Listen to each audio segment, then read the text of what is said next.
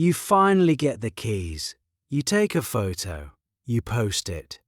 Everyone comments, "Congrats, you made it." We're taught to calculate one number. The mortgage payment, $2,000 a month, $2,300. Great. You're approved. But ownership doesn't run on one number. It runs on a stack of expenses that never stop growing. And the scary part, most buyers don't see that stack until after they move in. Pattern interrupt. Fun fact, banks test if you can afford the loan.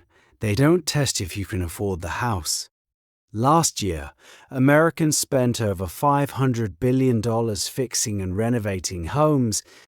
That's more than the GDP of entire countries. And yet at closing, no one says, "By the way, this thing will try to financially eat you." Let's talk about the most dangerous year of home ownership, year one. You buy a $350,000 home. Mortgage, approximately $2,100/month. You did the math.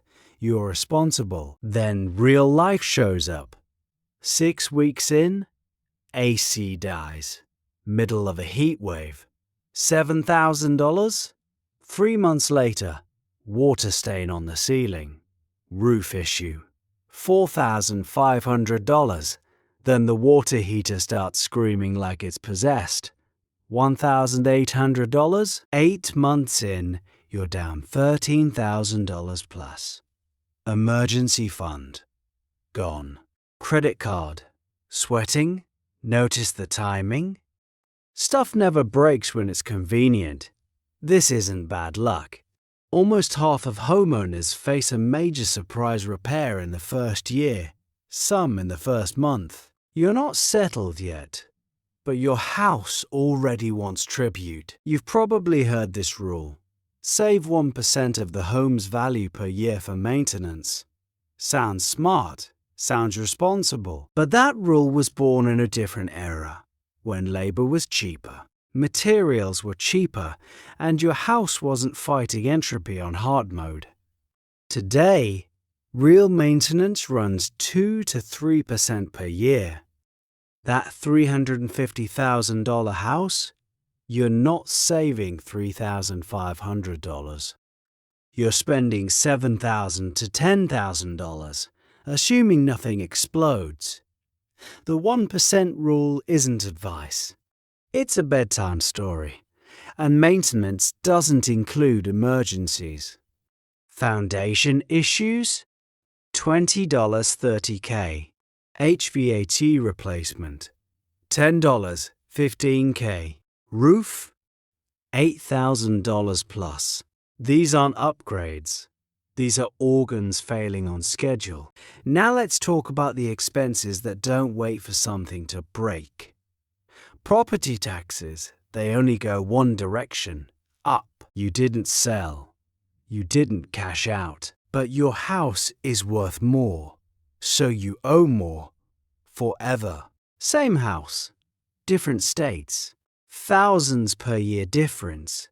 You're paying rent to the government. It just doesn't call it rent. HOA fees. Almost half of listings now come with an HOA.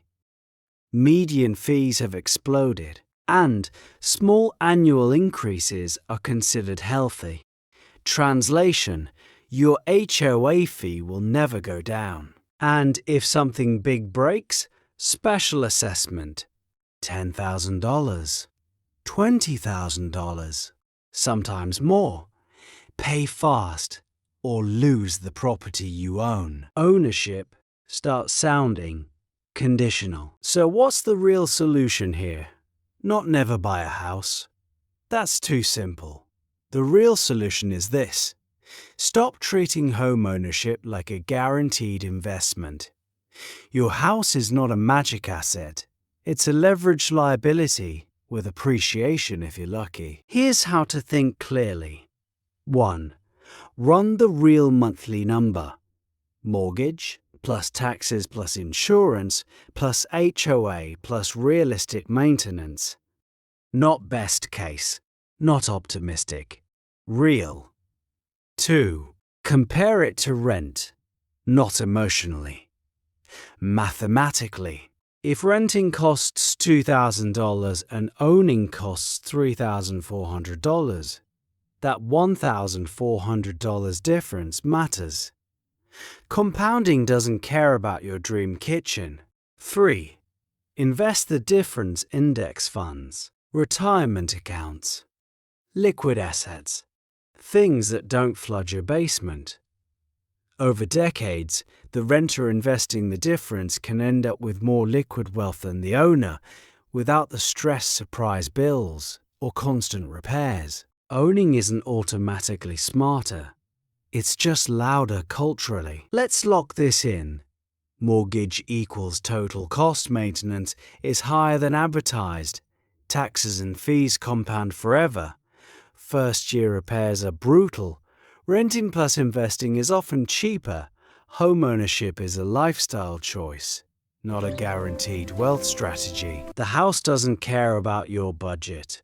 It will break, you will pay.